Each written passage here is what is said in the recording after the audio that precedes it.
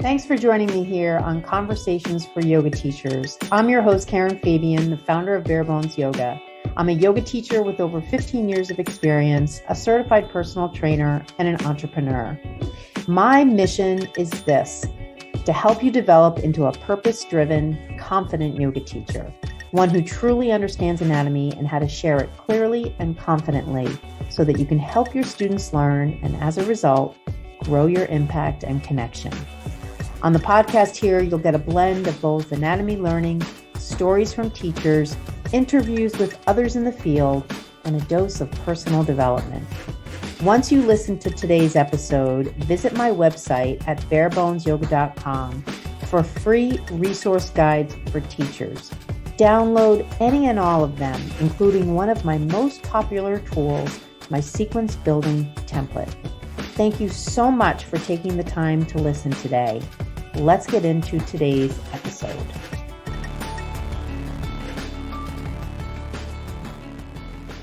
Hi, everybody. Welcome to Conversations for Yoga Teachers. I am your host, Karen Fabian, and this is episode 153. So I'm recording this episode on October 18th, 2021. It is a Monday, as I always try to post on Mondays. And I actually was fortunate enough in that today's guest actually met with me today. So this recording or this episode is an interview that I actually recorded today. It just happened to fall on a Monday. So I'm really excited to bring you this episode, and I'm going to be diving into that one pretty quickly. This intro will be short so that you can spend the majority of your time listening to the amazing guests that I have today. I just want to do a quick reminder to let you know that this coming Wednesday, the 20th, I'm going to be hosting a free workshop on different concepts in cueing as it relates to yoga anatomy. That'll be at 2 p.m. Eastern Time. It is free. You can join me at 2 o'clock Eastern Time or catch it on the replay, which will be available for a couple of days. To sign up for that workshop, just go to my website, barebonesyoga.com, and the events page has the link. So today I am truly honored to invite guest and to have guest yoga teacher Jules Mitchell on the show. And Jules has released a book called Yoga Biomechanics, Stretching Redefined. And I had an opportunity to meet with her today, to interview her today about the book, which I read cover to cover in a couple of weeks. It's an amazing book. I would highly recommend it. We do talk in this episode, and you'll hear at the end kind of some guidance that Jules gives about the use of the book. And I think that is something that's potentially helpful to just catch in our last bit of conversation as a potential reader of the book. I will say I thoroughly enjoyed it. And I think for many of you yoga teachers, you will absolutely love the book as well and find it truly, truly interesting and eye-opening. Jules empowers yoga teachers through education by combining her extensive study of biomechanics with the tradition of yoga. And it is her passion to share the most useful and applicable findings from exercise science and to build confidence in yoga teachers by giving them a well-grounded understanding of related research. She leads her own advanced teacher training, teaches workshops and immersion courses worldwide, and offers an ongoing selection of online education and mentoring programs.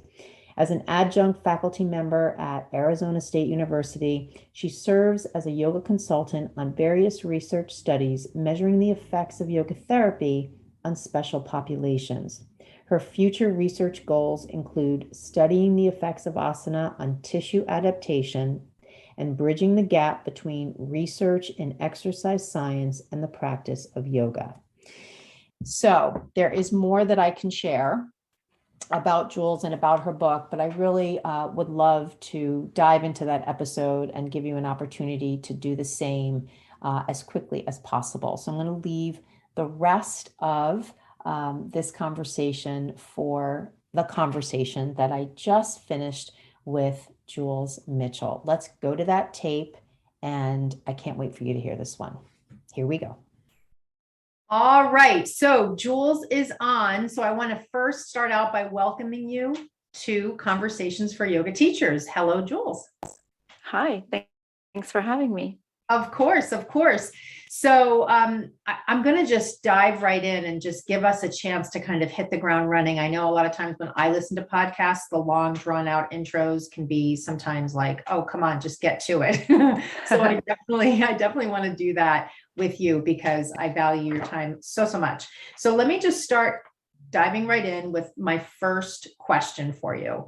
And that is, can you share what motivated you to write this book? Because as I was reading it, and I mentioned to you before we started recording, I just recently finished it. On some level, right from the start, I sensed that you were in part possibly motivated by a desire to clarify some key concepts for yoga teachers, things that maybe are misunderstood or misrepresented.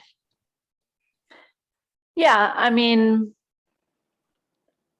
what motivated me to write the book was for me to get clear on those things that were misunderstood or misrepresented.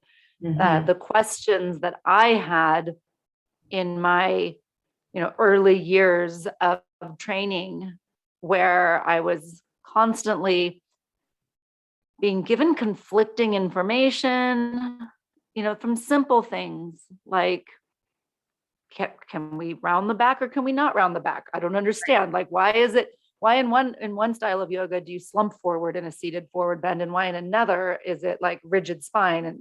And the validations, I was asked questions, and the validations always supported the reason that was given for that particular approach. But what I felt confused was that they weren't invalidating the other reason. So it just felt like a lot of people doing what they felt like they wanted to do, and then coming up with a bunch of reasons why it was the right way. And I just decided, okay, I need to get clear on some of this stuff. And so I just went down an academic path. I come from an academic family, and I went down an academic path, and basically it was revealed to me that I had no idea what I was talking about. And possibly many of the people that I'd been asking questions didn't know what they were talking about either. Right. And so it felt like a lot of just pushing around of anecdotal information. And so I decided I needed to get to the bottom of this. And it was a very long journey. But I got there eventually. Yeah, I mean, it's very clear from the book, I mean, that you did. And I think the thing that struck me was that, and it's interesting for you to frame it by saying you wanted to get clear, because it's clear when you read the book that you're kind of agnostic in your approach to where this is going to end up. You just were kind of diving into the research and the definitions and the academic information wherever it led you, which when you think about it is kind of like how a scientist works, right? Yeah. Yeah, I mean, it was definitely let me see if there's a nugget of insight in here that would help me formulate a better thought. Let me see if there's another little nugget of knowledge that will help me understand this argument a little bit better. So there was that, which was my process. It wasn't my process for the book per se. The book was actually deliberately written in that manner. I had a writing coach who was a good friend of mine. And he actually advised me to start with the contents of the last chapter, which was chapter 6, and kind of work backwards. He said, make all your bold statements up front and then defend it throughout. And I thought that was not a good approach. I won. We disagreed about the process, and clearly I won. It was my book. But I felt if I came up with some bold statements in the beginning, I would just alienate people who were attached to their belief already, or that I would just create more confusion. And so I really intentionally laid it out where it's like, okay, let's talk about like exactly what these terms mean, so that I'm kind of carrying you along for the ride, that maybe you're starting to question some of these ideas. And that's what like the thought provokers are all about. It's like I ask questions in the book and the sidebars where I don't really provide answers, because I want to share with you this process that you might have thought you know the answer before you started reading, and now you think you might not have known the answer, but you think you actually understand the question a little bit better. And so there's like some insight ahead that you might get clear on this by the time you finish the book. That was my plan, at least. Yeah, I mean, it really, in a way, and this is just something that's coming to me as you're talking, it really does require that the reader be fairly coachable to open their mind. Yeah. And I can do that, although I would think that sometimes when I am really kind of set in my ways around a particular way of thinking, it can be difficult for me. So I think for those out there who haven't yet read the book, I think kind of knowing going into it from hearing this conversation that it's good to kind of take a deep breath and just kind of open your brain and be coachable is a good tip for the reader. Yeah. No, I mean, that's a really great way of putting it. I mean, there's like, I'll just use an example so people have something concrete to understand, but like just the concept of compression and tension, the compression and tension is used, through like yin yoga and Bernie Clark's world in like a conversation about range of motion, like what stops you is Bernie's language. Right. And that's great. It's amazing. But when I'm talking about biomechanics, we use compression and tension quite differently. It's not in the realm of range of motion. It's in the realm of force transmission, which is completely something different. And so early on, I kind of posed this question, like, because, in one of the thought provokers in one of the sidebars, to consider it in a different way, because if you're stuck on the definition that you might have learned through reading Bernie's anatomy books, then you're just going to be more confused. Because I was like very clear, like I'm talking about something else, and it might change the way you think about certain poses. It might not, but you have to at least consider it. So it's funny. It's almost like the word compression can be viewed almost in a clinical sense as it's applied to certain conditions, or in the sense that you're describing, which is just a property of tissue. Yeah. Yep. Huh. Yeah. Interesting. It's funny. And even though I read it and hearing you talk about it, that's another thing that's something that's just striking me differently. Okay, cool. That's a great example. So it's definitely not a book you read one time. Yeah, well, for sure. And we're going to talk at the end. I want to definitely give you an opportunity to share about the book club, because I think that that's a dynamic for this kind of book, a dynamic way to go through it, and is going to be really helpful for people.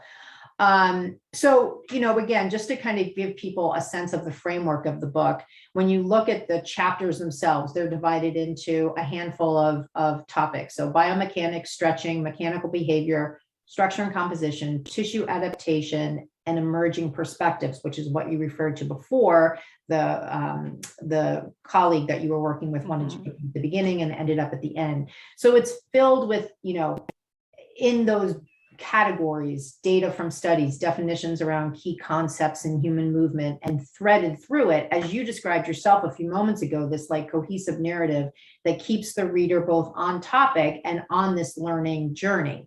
So, especially even for those who are out there who are thinking about writing a book and are curious about the process, how did that process go for you? What went into actually writing it, on top of, let alone, it was awful. You're doing? Oh, was it? It was awful. Really? It's just, publishing is difficult. It's a difficult industry.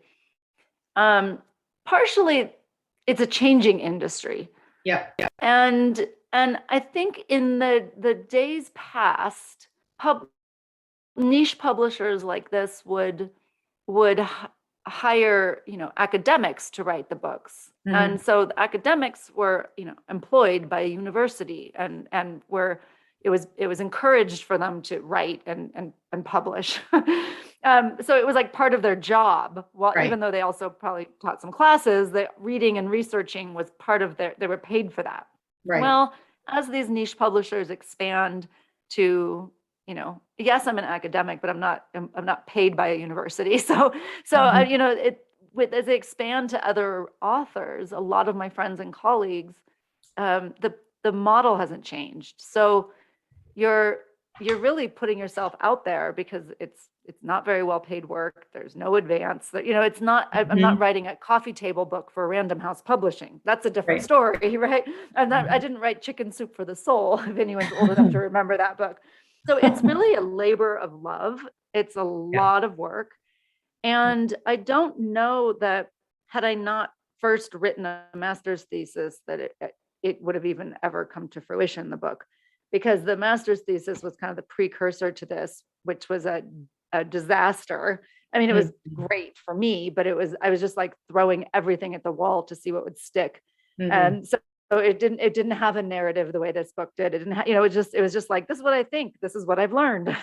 Right. But at least it gave me a framework. And I went into this book with, a library of 200-300 research papers that I knew would kind of guide me to the story in the end. Like I had all the yoga research done, I'd had all the spinal research done, I'd had all the stretching research done.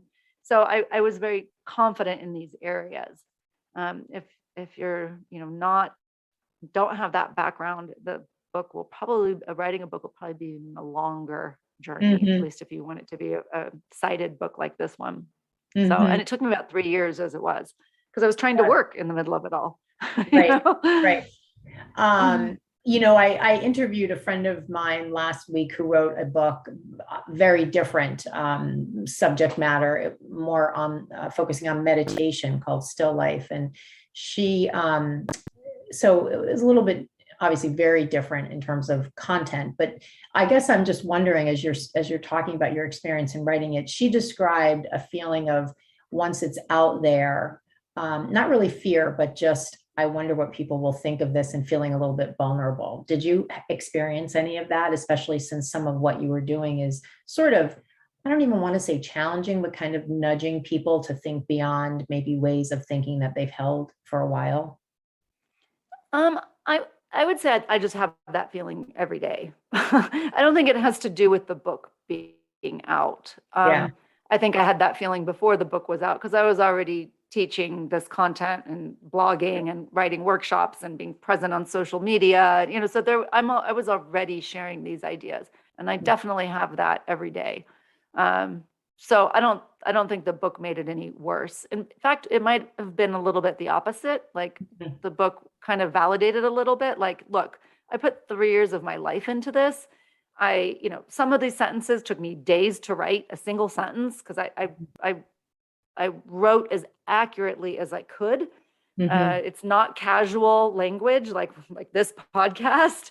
Sentences are packed with information, and they're factual, and they hopefully lead the reader to ask the appropriate next questions, but not take them down a tangent of stuff that is irrelevant.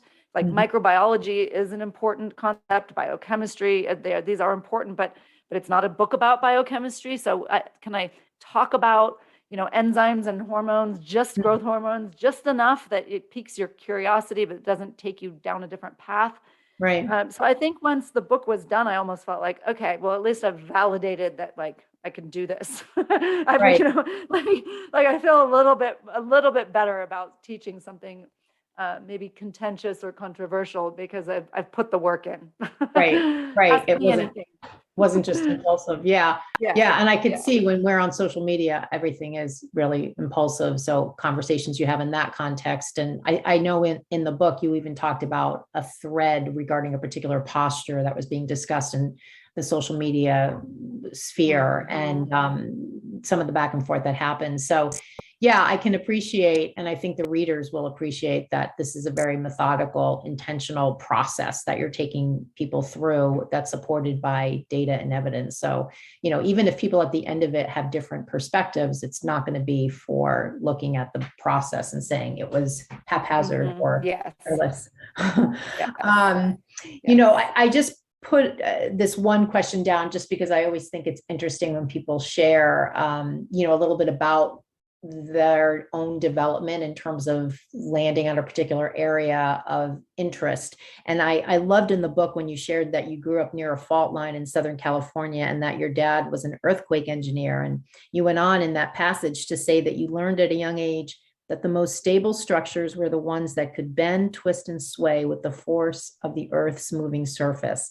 So I was just curious, about your upbringing from that regard in terms of having his impact and how on you and how that impacted the choices you made when it came to, even just your academic studies and everything you've done so far.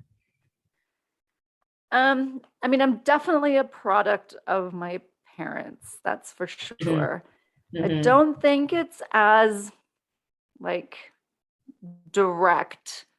Well, it is direct. It just took a long time to get there. Mm-hmm. So, my undergrad was in women's studies, but I did minor in mathematics. So that kind of helped. And that was, again, probably influenced by my parents, who were always strong advocates for me in math and science. Yep. And then I ended up going for a second degree in engineering, actually, in structural engineering. And I ended up not finishing that degree. Both my parents were sick and they've since passed, but I just had I'm the oldest child. So I just had a lot of responsibilities. Yeah. And so I ended up not finishing that degree, and partially because I knew I just didn't want to wear a hard hat and work in waste management, which is like kind of where civil engineering was going to take you down that path, which is what my dad did. And so I just kind of went through life always knowing that I was going to do something academic. That was, my mom being a professor at UCLA. So it was just a very what am I going to do next? What am I going to do next? I studied 100 things, 100 times. I've taken courses in every subject you could ever imagine. I was always enrolling in the university for fun and taking a course. So it wasn't until I stumbled into kinesiology that I found biomechanics. And I actually didn't know that biomechanics existed. I knew I wanted to answer questions about stretching and overstretching in yoga. So I figured, well, maybe I'll just go down to the kinesiology department and ask them about their graduate program in, exercise science. Let's see what they have. And the advisor took one look at my long list of courses I've taken, and partial degrees and completed degrees. And she said, "Oh, we're going to put you in biomechanics." And I was like, "What is that?" She was like, "Well, it's like physics." And I was like, "What?" But she said, everybody that comes into kinesiology has a really strong biology background. But very seldom do they have a background in math and physics. And that's what biomechanics requires. Yep. And so I didn't search for it, but it ended up being an influence of my father, obviously, but it wasn't like I set out, he didn't say to me, "Oh, let's find engineering for the human body. That would be really cool for you." Right. It didn't happen that way. Right. When you, at this point in your path, were you teaching yoga at that time? So it felt like it was. Yes. Yes. So I had, while I was caring for sick parents who were not married. So there was two sets, it wasn't a 2-for-1, it was 2 sets. I was teaching yoga and I was bartending.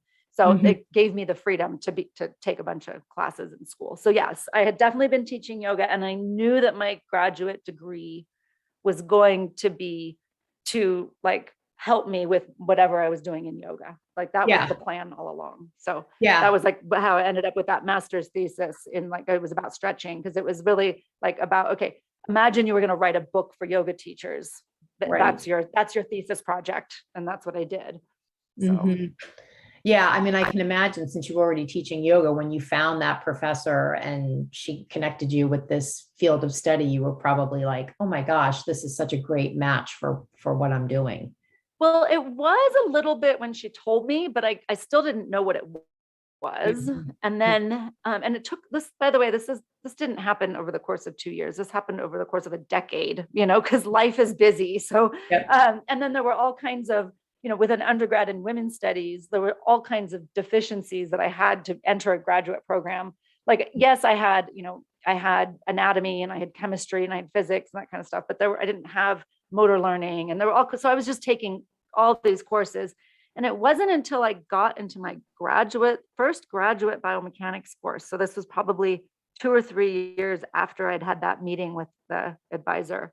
And the teacher who ended up becoming my thesis advisor was drawing on the board these like graphs, these stress strain curves, and these, these graphs that are all throughout my book. And that's when I was like, oh my God. I was like, there's actually like, we actually understand how tendons behave. Like we have graphs for this. Like why am I 15 years into teaching yoga and nobody has ever told me this before? Good like question. this is like mind boggling. And I'm looking around the room and all these 20-year-olds are like sleeping because they're totally bored in graduate school. They're like 22. And I'm, my late 30s, like totally jazzed about it. Looking around the room goes, why is nobody as excited about this as I am? Like, this is huge. Right. So that really changed everything for me. I was like, this is what biomechanics is. Wow. Yeah, that's amazing. And it's certainly, as you say, a comment on the path that yoga teachers take from a training perspective, that, the information is not part and parcel of kind of the standard recipe. Yeah. And I mean, I was an actively seeking, like as a yoga teacher, I was actively seeking education. Yeah. Like I would go to every single, course or weekend thing I could go to, or back then there were a lot of conferences. I don't know if you remember that. Things have changed quite a bit, but I would travel, to yoga journal conferences. And I remember taking a whole thing on stretching, and like, I didn't know anything about sarcomeres, so I couldn't follow along, but like I was looking for these answers. So it wasn't like I was just, I just like enrolled in a training and then never thought about it again. I looked, and it took me until graduate school to find it. And then that's what the book is for. Now, I mean, not everybody has the interest, the scheduling, like, I don't have children, I'm not married. It's really easy for me to go to school. Not everybody can do that. And not everybody needs a master's degree to teach yoga. But some of these ideas distilled in a usable way, I think, is important. And that's why I wrote the book. I was like, let me help people get what I got in 10 years of academics in, 200 pages. Yeah, that's about definitely clear. And I think it is, as I read it, I was like, definitely what you said before, this is going to need to be read again, because some of these concepts are new, I think.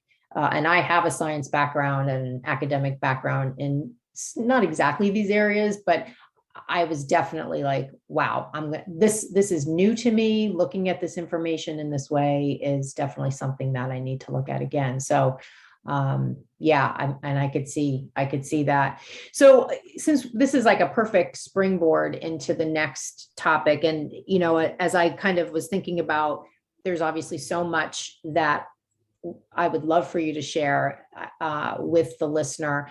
I tried to hone in on one particular category of terminology that is so frequently used by yoga teachers, and that has to do with stretching. You've brought it up a couple of times already in the conversation today, and I think I think it would be really helpful for the listener to hear and to appreciate that, number one, there are different kinds of stretching, and number two, to start to think about what are the definitions for these different types. I know this is probably a couple of hours long conversation in and of itself. I was thinking if it's possible for you to even just touch on the names of the different types of stretching, and even just a highlight blurb for each one. I'll leave that up to you to do. But I was just thinking that one subject is so much a part of everything we do as yoga teachers in terms of our languaging and how we share what we're actually offering people. Yeah. I'll do that maybe with a little slight modification, because I think if I just kind of highlight and identify the 6 types of stretching, it gets to be kind of academic and boring pretty quickly. But I'll touch on some of them, and I'll ask some good questions. Absolutely. To make people think. So the chapter 2 of my book does highlight different types of stretching. I listed 6. Yep. There are, depends on the authority. I think the ACSM would say that there would be technically 4. I Mhm. added resistance stretching because I find it to be such a powerful technique, but you could easily put resistance stretching into a PNF. Oh, right. So if you wanted to, just depends on how you do a PNF, a PNF being a proprioceptive neuromuscular facilitation, which is a type of stretching technique that is actually not at all a stretching technique. It is a neuromuscular facilitation technique. It's actually a therapy that is used for people with neurological conditions. And the sort of contract, relax approach of a PNF that we see in training and personal training and even in physio is kind of the part of a bigger system of PNF that was hijacked for and applied to range of motion. Right. And so that I think is very interesting, because then if you start looking into resistance stretching and how resistance stretching oftentimes isn't about pushing end range. So that's why it can maybe fit to a PNF. How did that all become about more flexibility? So that's like that's the one place to start. There's these techniques that require you to contract, but somehow in the world of stretching, they're still about range of motion. And so then there's other types of stretching, that are kind of bouncing stretching, like I used to do in PE as a kid. That went out of fashion for a while for being dangerous, and now it's back in fashion, and you can even get certifications in it. And I have one. So I think that's kind of funny how things go with trends. And then there's like dynamic stretching, which is kind of like joint circles and warming up. And then there's just holding, which is usually what we do in yoga. We hold a pose, and you could make those more active or more passive depending on what's holding you there. So there are all these different kind of types of stretching. And I guess the real question is, what are the parameters of each, and what effect do they have? And are you choosing the right type for the effect? And that is what you said, several hours. Actually do a 3-hour stretching webinar and talk about some of these things. And I think just knowing that there's all of that out helps you realize that you might not be doing what you think you're doing when you tell someone to stretch. Right. And then the next thing I'd like to add to that is the idea that, like, what is a stretch to begin with? There's all of these that I've listed, like I talk about in chapter 2, are about range of motion, but not all stretch is about range of motion. So that clouds things even further. And that's why, like in the chapter 2, near the end, I say, and that's it about range of motion, because this is not a book about range of motion. So therefore we're putting that aside. And so the book is not really about stretching, hence the title, Stretching Redefined, right? Because there are other ways of stretching that don't require end range. And one of those would be contracting your muscle. If you contract your bicep, it pulls on your bicep tendon. So that bicep tendon gets stretched. So what's the difference? You know what I mean? What does the tendon know the difference between me clasping my hand behind my back to stretch my bicep tendon, or me doing a bicep curl, a really heavy bicep curl, which is stretching the tendon? So there's stretching, and then there's tension. And so that it's really like, what are you trying to do? And is what you're doing satisfying what you're trying to do? Yeah. And as I'm listening to you, I mean, I'm wondering for the listener who's maybe a newer yoga teacher, or maybe a yoga teacher who's been teaching for some time and isn't familiar with this kind of deeper dive into some of what they have kind of just assumed, right? Well, yoga is about stretching. I'm wondering if you can just quickly just when I hear range of motion, I think like physical therapy, I think goniometer, I think improving joint mobility. And so in this little part of the conversation, we're kind of sort of, if I'm hearing it correctly, sort of juxtaposing stretching and range of motion, or kind of making a distinction between the two. For just like for the listener, what are we saying range of motion is when we're trying to do something to address range of motion? I'll just use the word flexibility. Okay. Like being more flexible. Got it. Joint health is a different conversation. But it could certainly be related. This is where it gets tricky very quickly. But I would say for range of motion, like being able to, touch your toes, like the things that people say about yoga. I can't do yoga. I'm not flexible enough, right. Or reaching your arm overhead, getting 180 degrees of flexion, right. That kind of stuff. Right. Not as technical as bringing out a goniometer, but range of motion that you can measure with, just by looking. Mm-hmm. Mm-hmm. Okay.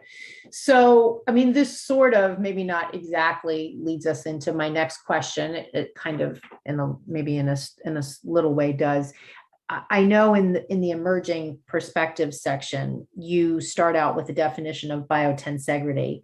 And I remember that I had heard this term when I was reading a blog post years ago by John Sharkey, who's a clinical anatomist. And it was this kind of, I don't even know actually how I landed on, I think I might've just Googled the term because I was reading a book where they mentioned it. And I was preparing to do this cadaver lab thing out in Arizona.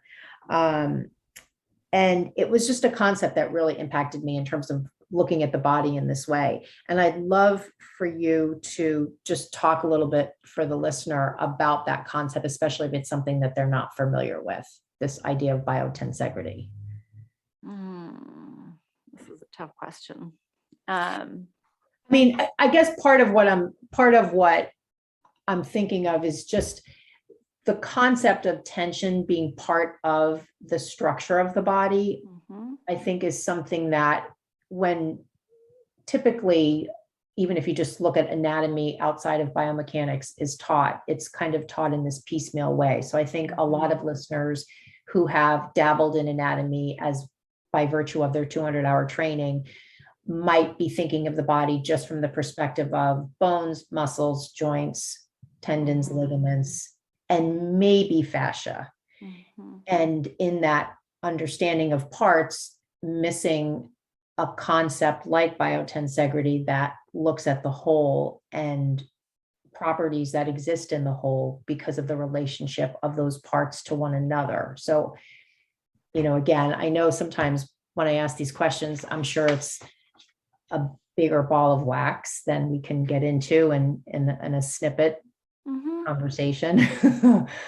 So no, it's not. It is, you're right. It's a big topic, but I'm just trying to kind of diplomatically, you just defined it perfectly, I think. Okay. That, it's this idea that the pre-stress that your tissues are always under tension, that when you are walking around, your hamstrings and the fascia and all the connective tissue is under tension. And when you bend forward, you put it under more tension. But the tension doesn't go away.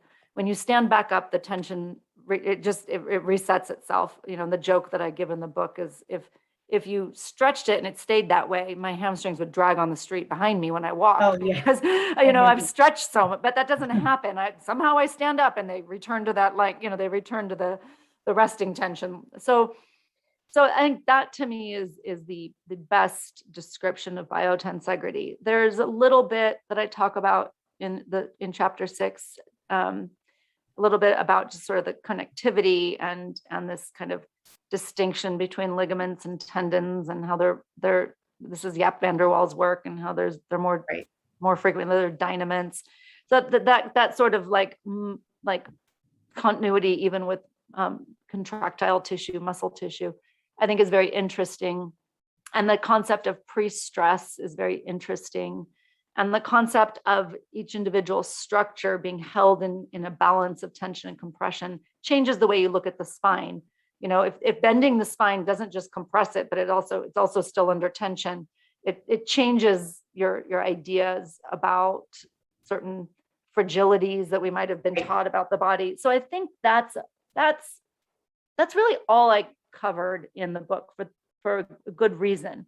I have had the fortune to go kind of down a deep dive of biotensegrity, and it's a very complicated and very complex and very molecular and very requires a lot of math. I ended up a couple semesters ago, because I remember I said I was always in school. So a couple semesters ago, I enrolled at the university in non-Euclidean geometry. Oh boy. Which I happen to just have all of the prerequisites to be able to register for that, you know. And it got very complicated very quickly, but it's sort of the math that biotensegrity is based on. Yeah. And nobody's learned that. Like in all of my math and all of my history, everything was based in Euclidean geometry. So all of a sudden we're doing geometry on spheres and you know, doing hyperbolic geometry, and it's a completely different world. And I had a nice time kind of tying it into, you know, the molecular structure and tying it into biotensegrity. But in the end, it's so specialized, it doesn't change the way I teach yoga poses, if that makes sense. You know, so I think it's a really cool concept. Yeah. But I find I've just been doing a lot of mentoring for yoga teachers lately, and I remember saying that I was going to do a little lecture for my group on biotensegrity, and one of the teachers said, "Oh, that's so cool! I love biotensegrity." And so I said, "Well, what is it that you like about it?" And she said, "Well, that it's all connected." And then I thought, well, you know, like anything more complex than that, it gets really complex very, very quickly. Yeah. So I tried to like not overwhelm in the book, and that's why it's not a biotensegrity book. And people can definitely go learn more about it, but I'm warning you, it's complex. Right. Well, I mean, I love that it was in there, you know, from the start. When I saw it, I love that the concept is there. And of course, yes, leave it to you as to how much you want to kind of dive into it. And I think the fact that you've done the deep dive, as the reader, we get to kind of have a taste of it, you know. Yes, you don't need to take non-Euclidean geometry. Thank God. Thank God. And no, just to be clear, it is an integral concept. It changes things quite a bit, but I don't know we don't know how much it changes things. So like, for example, in the world of biotensegrity, there's no such thing as a lever, right? When we've all learned levers, right? So there's no such thing because it doesn't exist, because it can't, like, it's in its structure. But the thing is I still know that if I'm holding something with a straight arm far away from me, it feels heavier than when I hold it closer. Right. So even though we can argue that that since we're biotensegrity structures, there's no levers in the body, but some basic biomechanical lever information is still useful. It still applies. You know what I mean? We're still on Earth with gravity. And so that's where I think it gets very technical very quickly. There's like this arguing of, you know, well, classic biomechanics is wrong. And I'm like, yeah, I know it's wrong, but we don't need to throw the baby out with the bathwater, because the biotensegrity model tells us something different, but it doesn't invalidate everything else completely.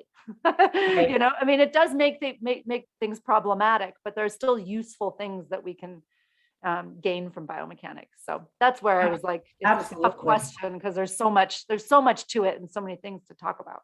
Yeah. And I mean, and there's that open-minded, coachable framework that we have to have, especially when we're out there kind of gathering information. So I love that, you know, you kind of framed it that way, like, hey, we don't need to butt heads. We can just kind of appreciate from both pathways what we can take away from it that applies. Yeah. One of the things that I've learned to embrace as I learn more about the body is that it's almost impossible to use words like always and never. And I sense that sentiment, if I read things correctly in your book, as sort of an ongoing theme. And when I was looking in my notes in the book that I had written in the margin in prep for our conversation today, on one particular page, which I'll note is page 180, you wrote, yoga alignment cues tend to fall into a correct or incorrect dichotomy. And you shared an example using chair pose and how the pose will look different depending on the limb length of the student. That was something that, until I looked at that page and the graphic representation of different student archetypes on that page, I hadn't actually thought of from the perspective of anatomy of students and presentation of that particular pose. So I thought this might be a good example to just give people a little bit of a taste of that concept in your book, if you wanted to just touch on that a little bit. Sure. Which part? I think I think first, just the mere consideration, and we could talk about it in the context of chair pose just to narrow the scope for this conversation, but just the acknowledgement that a particular posture with its inherent angles will, according to this part in the book, will look different because the structure of person to person to person isn't identical. Even from a, if we kind of step back the 10,000-foot view of the anatomy, we say, well, I have a femur, you have a femur. I mean, maybe on some level, teachers appreciate that everybody's femur in the room, femurs are not going to be the same length, or their connection between their femur and their acetabulum won't exactly be the same. I think the takeaway for me, again, high level, and I think for listeners would potentially be helpful, is just to acknowledge that we have to keep that thought in mind as we're teaching, especially if we're very schooled in a way of teaching that holds alignment and proper alignment to a high level in kind of our hierarchy of what our responsibility is in teaching. Yeah, I said a lot. I feel like I have a lot to say. I'm just trying to, my brain is processing, because this is the time in my book club where I pull out the iPad and start sketching, because visuals are a little easier. So I'm trying to kind of clean up how I can say this with words. So let's use chair pose. And let me just start by saying that I think most yoga teachers have at some point been exposed to the fantastic library of images supplied by Paul Grilly online, showing that bones are different. So I think it's a pretty pervasive piece of knowledge. I was exposed to those ideas, and I was at a conference where Paul was speaking. This was probably 15 years ago. What I struggled with at the time was not knowing what to do with it, and not knowing how to change my language, my cueing language. Like, I'd been taught these things about the pose. So now that that's being challenged, that your foot's not supposed to necessarily point this direction because your anatomy might be different, then I have nothing left to say about the poses. Right. So I think that was a struggle for me for a very long time. And I certainly don't address that exactly in the book, because that's for teacher training. You know what I mean? That's, the book is just it's a textbook about yoga biomechanics. But I do think that the biomechanics gives you a little bit of that insight. And now I'm talking about biomechanics, not biotensegrity, because again, it's different. But I think there's a usefulness in it. So if we use chair pose, for example, if you have really long femurs and you're standing next to someone with very short femurs, and you want to say something like, keep your knees over the ankles, right? Don't let the knees come forward, or over the toes, or whatever your cue is, doesn't really matter. So you want to sit back. Somebody with very long femurs is going to take their pelvis and their trunk and their head, which sits on top of their pelvis, which is quite heavy. And it's going to be way further back behind their base of support, which is their feet, than somebody who has short femurs. And so the pose is going to feel harder for them. Now, there are other variables, depends on their glute strength and all kinds of things. So it's not limited just by that, but there is going to be a longer lever. So it's going to feel heavier. That mass is going to be further away. So they might do things like lean forward, because if they lean forward, now they're taking some of their trunk and their arms and their head and they're moving it forward closer to the base of support, possibly even in front of the base of support. Now it's kind of balanced out a little bit. And so now a teacher might say, well, lift your chest, but they can't lift their chest because then they'll fall backwards. So then what they try to do is lift their chest, but then because it feels so hard, maybe they push their knees forward. So like, because they have a lot of dorsiflexion, but if they don't have dorsiflexion, then they're kind of stuck. And so I think that's what the biomechanics kind of shows you, like, hey, people are built different. They're going to be doing poses in different ways, and they're going to look different for a lot of different reasons that it's not really your job to micromanage. So let me ask you this. Why are you teaching chair pose? Like, what do you want them to do about chair pose? Maybe chair pose is not about how much dorsiflexion they have and where their knees are. Maybe you're teaching chair pose because you want them to feel their quads and their glutes. So then can you talk about the pose in a way that puts that in the foreground instead of whether their feet should be parallel or apart or together, because those variables don't really make much difference.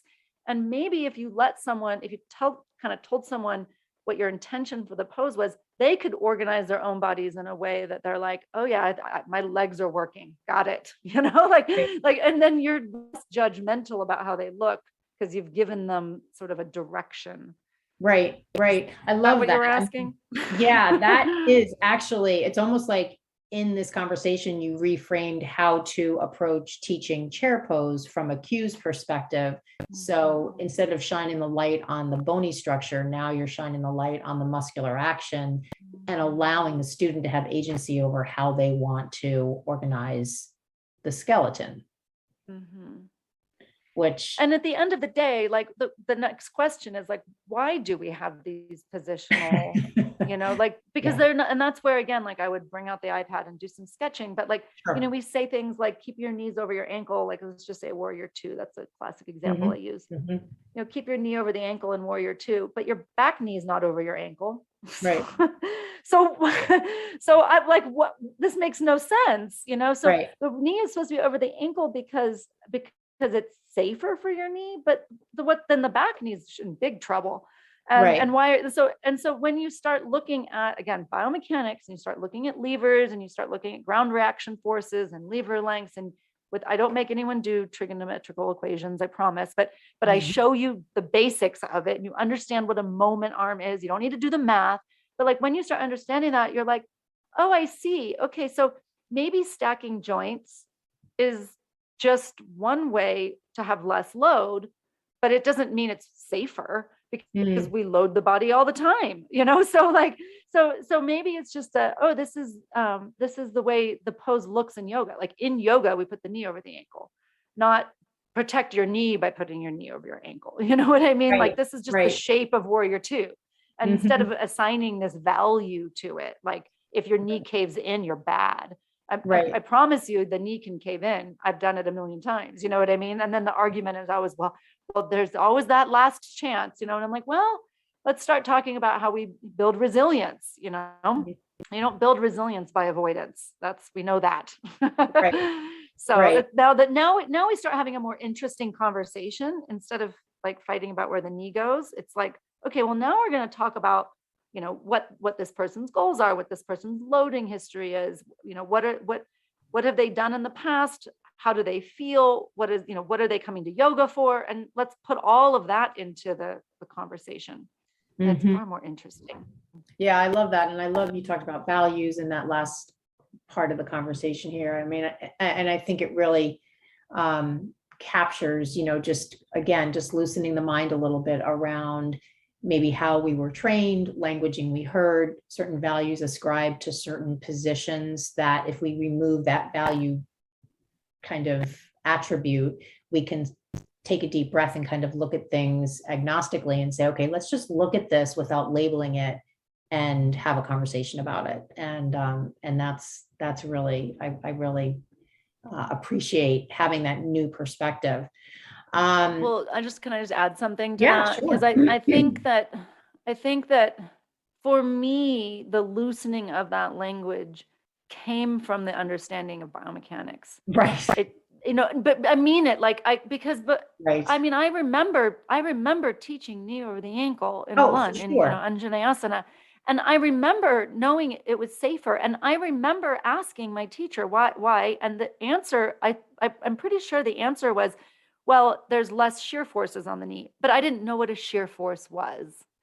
I kind of knew what it was. Like, Yeah. okay, yeah, so it's less shear on the knee. Got it. Okay, like less sliding, whatever.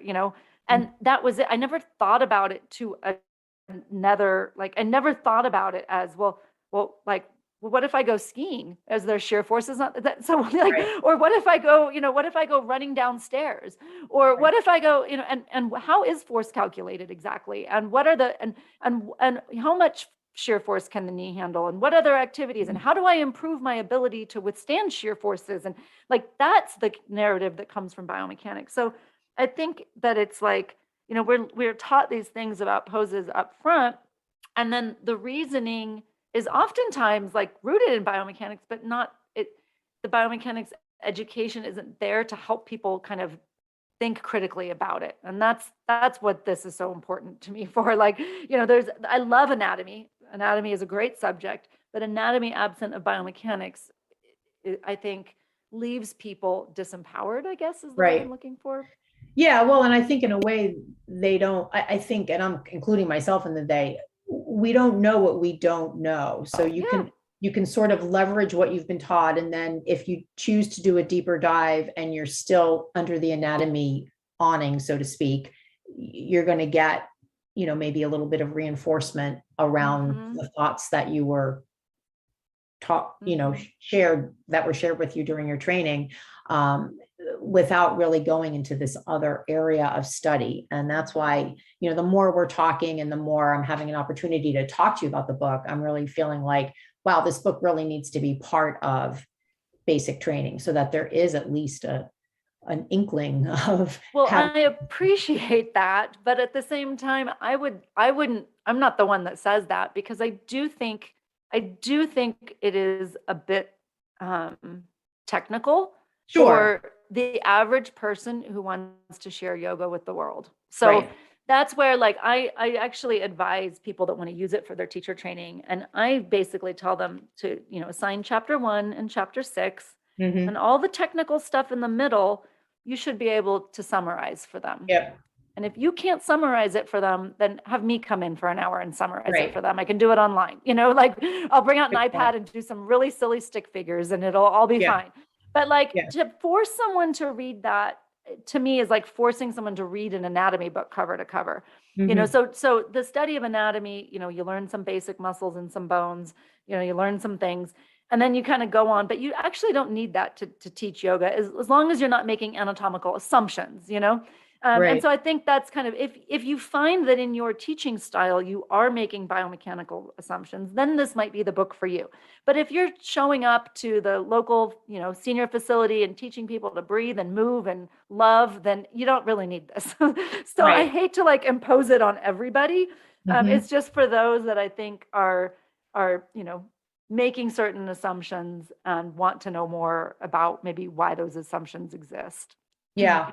Well, I think, and we're kind of coming to the end here. So I'm actually going to skip ahead to my final question, which I actually think is kind of a good place to land because of what you were just mentioning. And that is, you end the book by saying that you hope you've offered the reader a fresh perspective on yoga that softens a bit of the polarization that teachers might feel in pursuit of the right way over the wrong way. And it's definitely opened my eyes tremendously in reading it. So I guess as we wrap up today, can you share a little bit more about what you hope teachers will take away from the experience of reading your book? Yeah, I mean, I think just a general sense, the body is adaptable, the body is resilient, that we can challenge and stress the body to get better at dealing with challenge and stress. We know this. we know this with all kinds of things. We know this with, even things like allergies, right?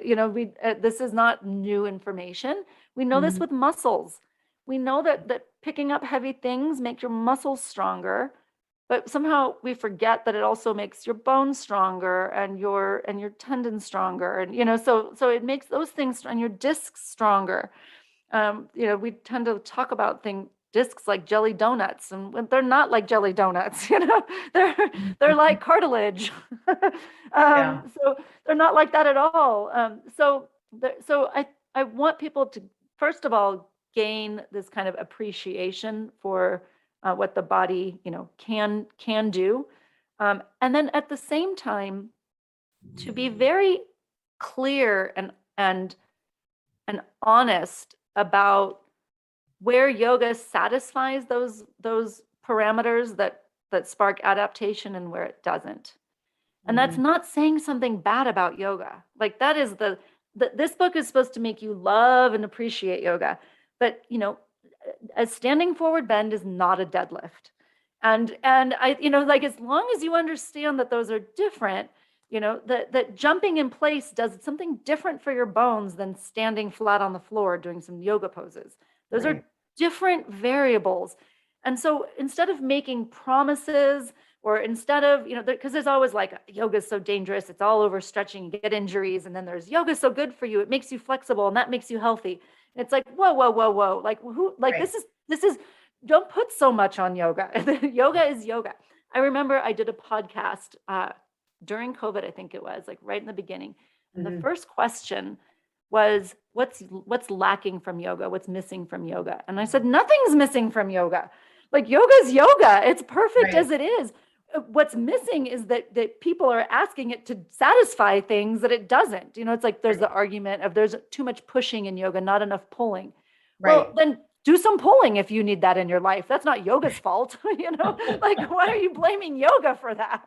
Like, people want a 60-minute practice that makes them a better person, helps them, improves their breathing and their focus, eliminates stress, and gives them all of the cardiovascular and muscular strength that they need. Like, wait a minute. Exactly. It reminds me too, in the book where you talk about, because I've had this thought myself, and when I read it, I wanted to just stand up and like applaud the book. The sitting is the new smoking. And I was like, well, what about people who stand all the time? Yes, Probably have complaints, bartenders, hairdressers. I mean, I have friends that are in those professions, and they complain all the time about various things. So I think, as you say in the book, in our consumer nugget driven clickbait type world, sometimes these narratives come out and then they just affix themselves. And I just think that the book gives us a chance to kind of take a deep breath and just open our minds and see where we end up. That's what I hope. Exactly that. Yeah.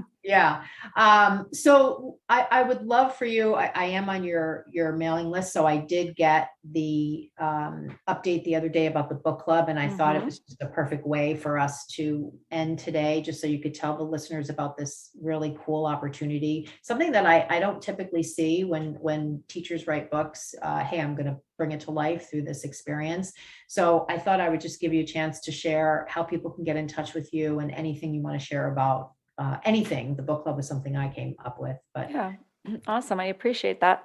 Sure. So my website is my name, julesmitchell.com. I have a bunch of different configurations, so if you spell it wrong, you'll probably still get there. So that's good. But the book club is something that I decided to do to kind of help the readers along. Yeah. And we do a chapter a week. I came up with some discussion topics. So those discussion topics are not in the book, but they're for free on my website. If you just go to the book club page, you can download. It's like a graphic, you can download it. It has like 5 or 6 questions per chapter, just for you to kind of mull over while you're reading. And in the book club, you submit questions to me online and in a form, and then I take that hour and create a nice narrative around that chapter. And I start with the questions and kind of tie the whole chapter together. So it's a verbal summary of each chapter, but it's driven by, audience questions, participant questions. Got it. And it's a webinar style. This is my 10th one. Wow. I started this before COVID existed. And so it was kind of like a side thing. While I was out traveling, I would, I'd do it. It's once a week for 6 weeks. And it was a webinar style.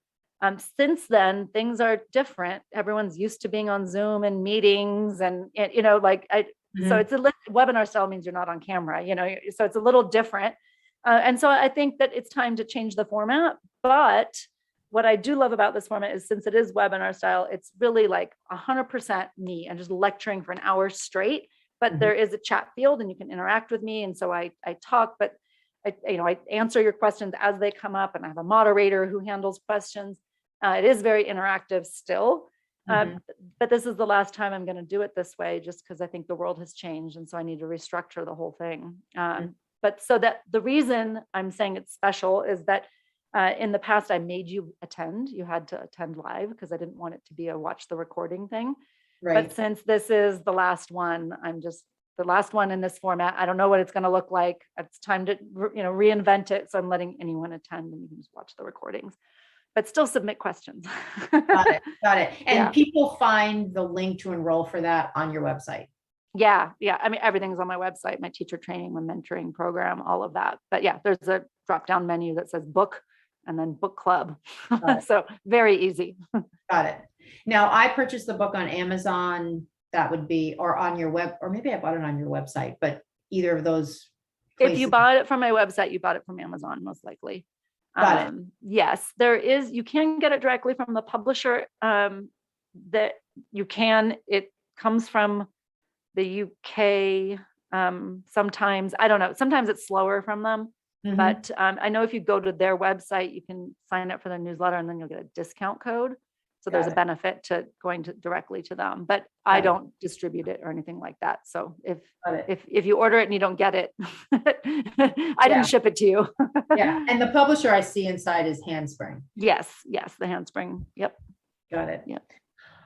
Well, thank you so much. This has been really interesting, as I fully expected it to be. And I really appreciate your time, and I'm sure the listeners will appreciate your time as well. I want to thank you so much for joining me here on the podcast. And I will definitely look forward to any comments or feedback that we get. And I just want to thank you so much for being here today. Thanks. I really appreciate the opportunity to talk about my work. Of course. Well, thank you so much for putting it out there. And I look forward to having this go live tonight and sharing the conversation with teachers. So thank you so much, Jules. Thanks. Bye-bye. Hi, everybody. Karen Fabian here, and thank you so much for listening to that episode. Before you hang up, before you disconnect and move on with your day, I just want to let you know, if you're like a lot of the yoga teachers that I talk to, you're looking for ways to break down anatomy into its key parts so that you've got an organized approach for your studying. Well, I'm going to tell you an easy way that you can get a hold of the topics that you should be studying, and they're all reviewed in my Learn Anatomy Challenge. This is a free video series that you can access online. Watch the videos, download the guide that goes with it, and you'll essentially have an outline to shape the studying that you're doing, because it takes the broad subject of anatomy and breaks it down into just the key topics that you need to know. So in order to get to the Learn Anatomy Challenge free video series, you're going to need to go to the special URL, the special web page that holds these videos. So if you're driving right now, you're probably not going to be able to obviously write this down. If you're able to write this down, I want you to just grab a pen and a piece of paper and just write down this URL. You can also send me a direct message on Instagram and I'll send you the link directly. If you're looking for the URL, you want to just go to it yourself. I'm going to give it to you right now. It is barebonesyoga.lpages.co/Learn Anatomy Challenge / and in between the words Learn Anatomy Challenge are hyphens. So it's Learn Anatomy Challenge and then / So again, I'll just read you the URL, barebonesyoga.lpages.co / Learn Anatomy Challenge / /. So that's the web page that holds all of these videos. There's 9 of them. And you can go through those and you can take notes. You can print out the guide that goes with it. That will be a great companion guide to have in front of you as you're going through these videos. So again, if you have any trouble getting to it, just send me a direct message on Instagram and I'm happy to send you the link directly. Don't be on your own trying to study anatomy. Use this free video series to hone in on just the topics that you need to know. Good luck.